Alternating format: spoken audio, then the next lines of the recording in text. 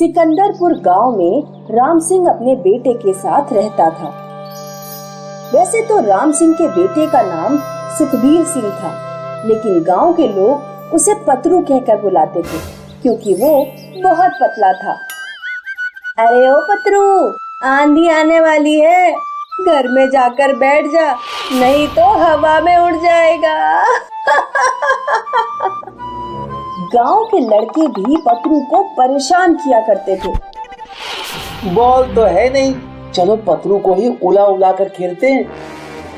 गांव के लड़के पतरू को उठा उठा कर एक दूसरे के हाथों में फेंकते हैं। अरे अरे भाई, ये क्या कर रहे हो, मुझे छोड़ दो। पतरू रोते हुए अपने घर पहुंचता है। क्या हुआ? क्या आज फिर किसी गांव वाले ने तुझे परेशान किया? हाँ पिताजी। चिंता मत कर बेटा, मैंने 1 लाख रुपए देकर तेरा रिश्ता एक पहलवान लड़की से तय किया है। ये रही उसकी फोटो। पिताजी, ये इतनी मोटी ताजी और मैं इतना पतला। अरे वही तो, इन गांव वालों से तेरी रक्षा करेगी। पतरू की शादी पहलवान लड़की से हो जाती है। अब तुझे किसी से डरने की जरूरत नहीं है, हमारे घर पहलवान बहू है। एक दिन पतरू साइकिल से बाजार जा रहा था। सामने से एक औरत मटके में पानी लेकर आ रही थी। पतरू के साइकिल के ब्रेक खराब थे। उसकी साइकिल औरत से जा टकराई। औरत का मटका फूट जाता है और पानी गिर जाता है। अरे ओ पतरू, दिखाई नहीं देता क्या? आंखें फूट गई हैं क्या तेरी? माफ करना मौसी, साइकिल में ब्रेक नहीं है। फूंक मार दी तो उड़ जाएगा। औरत डंडा मार मार कर पतरू की साइकिल तोड़ने लगती है। पतरू को गुस्सा आ जाता है। वो तुरंत फोन करके अपनी पहलवान बहू को बुला लेता है। पहलवान बहू आती है और औरत को उठाकर कुएं में फेंक देती है। मौसी, अब कभी मुझसे मत भिड़ना। एक दिन पतरू गांव के ग्राउंड के पास से गुजर रहा था। तभी हरिया की नजर उस पर पड़ जाती है। चलो एक खेल खेलते हैं, कौन पतरू को सबसे ज्यादा दूर उठाकर फेंकता है। शुरुआत मैं करूंगा। हरिया पतरू को पकड़कर ग्राउंड में ले आता है। मुझे छोड़ दो, तुम मेरे साथ क्या कर रहे हो?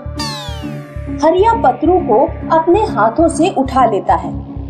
तभी पतरू अपनी जेब से मोबाइल निकालकर अपनी पहलवान बहू को फोन कर देता है। बहू तुरंत दौड़ती हुई ग्राउंड में आ जाती है। मेरे पति को नीचे उतार, मैं तुम सबको अब एक एक करके उठा उठा कर फेंकूंगी।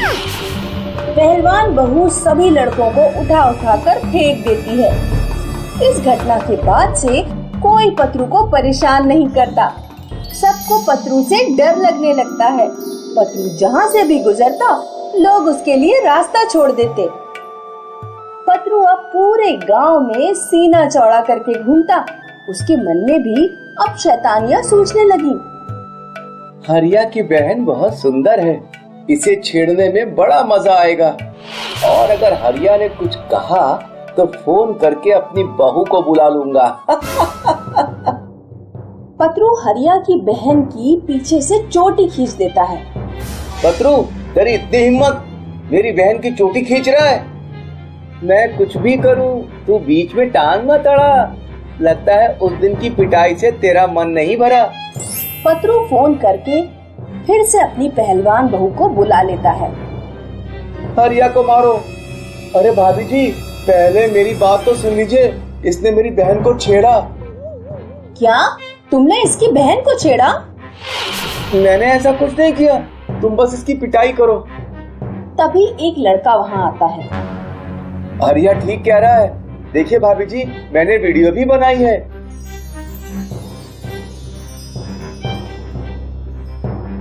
अच्छा, तो तुम मेरा फायदा उठाकर गांव में मौज मस्ती कर रहे हो?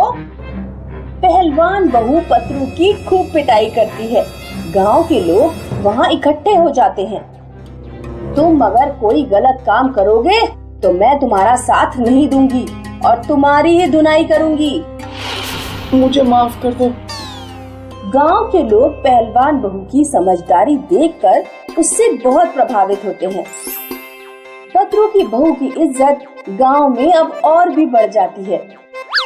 लोग पहलवान बहू से सरपंच का चुनाव लड़ने की विनती करते हैं। गांव में गुंडों की कमी नहीं है। अगर तुम सरपंच बनोगी तो हम सबको सुरक्षित महसूस होगा। पहलवान बहू सरपंच का चुनाव लड़ती है और जीत जाती है।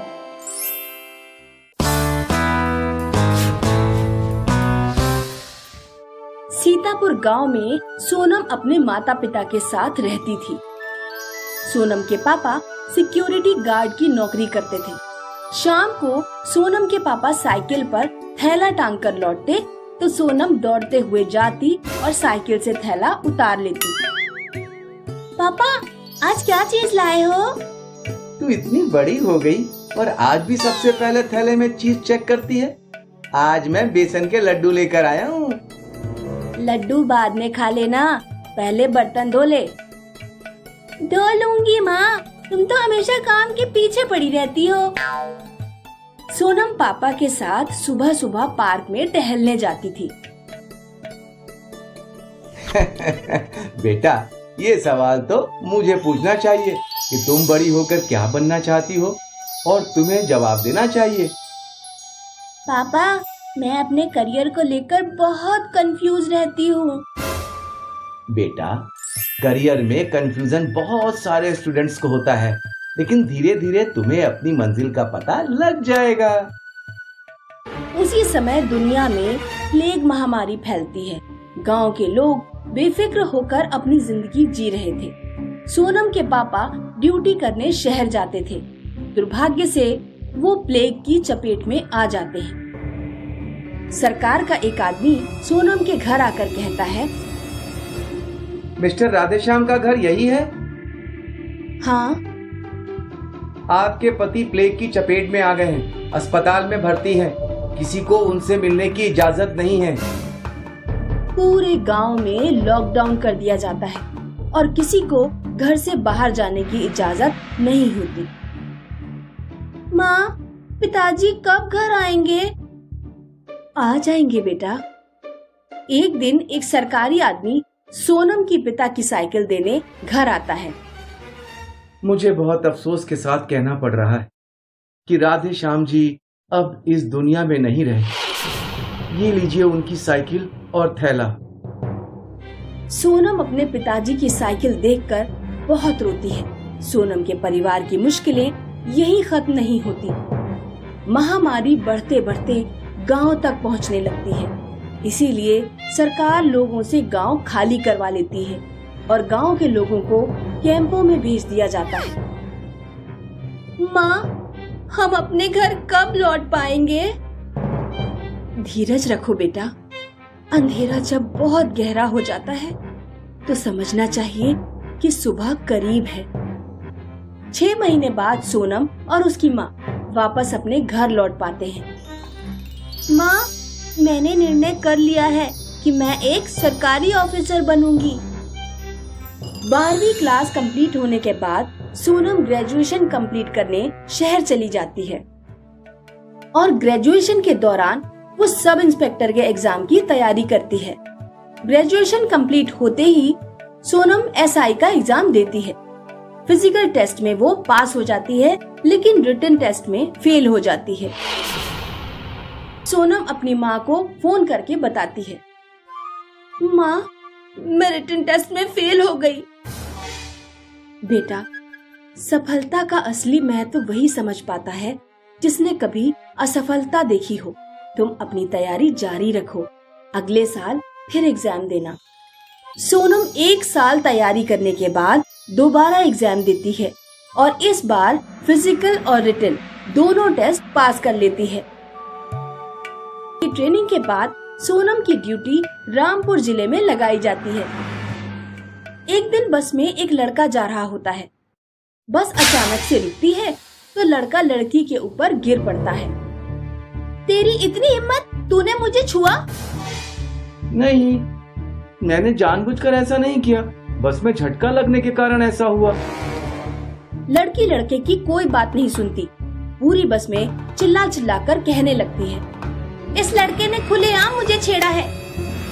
बस में मौजूद लोग लड़के की पिटाई करने लगते हैं। सोनम की ड्यूटी उसी रोड पर होती है। सोनम तुरंत बस के अंदर जाती है और लड़के को बचाती है।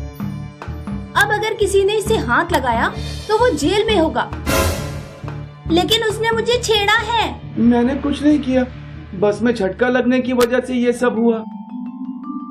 चाहे लड़के की गलती हो या ना हो, लेकिन इस तरह भीड़ को किसी को भी पीटने का अधिकार नहीं है। हम तो इसे यहीं पीटेंगे। जिसकी हिम्मत है वो आगे आए। सीसीटीवी कैमरे की रिपोर्ट निकाली जाती है। वो लड़का निर्दोष पाया जाता है। अखबारों में सोनम की बहुत तारीफ निकलती है और सोनम लेडी दबंग ऑफिसर के रूप में फेमस हो जाती है। कुछ दिनों बाद दुनिया में कोविड-20 का एक वायरस फैल जाता है। वायरस सांस के द्वारा एक दूसरे में फैल रहा था। पूरे देश में लॉकडाउन कर दिया जाता है और किसी को भी घर से बाहर निकलने की इजाजत नहीं होती। मैडम प्लीज मेरी हेल्प करिए। मेरी बहन प्रेग्नेंट है, उसकी डिलीवरी होने वाली है, घर पर कोई नहीं है। सोनम तुरंत उस लड़की के साथ जाती है और उसकी दीदी को हॉस्पिटल तक पहुंचाती है। हॉस्पिटल से लौटते समय सोनम देखती है कि कुछ लोग एक औरत के पीछे डंडा लेकर पड़े हुए हैं। अरे ये क्या कर रहे हो तुम लोग? मुझ में वायरस नहीं है। सोनम उस औरत को अस्पताल लेकर जाती है। औरत की जांच करवाती है। औरत में वायरस नहीं है। सोनम उस औरत को मोहल्ले में छोड़ने जाती है।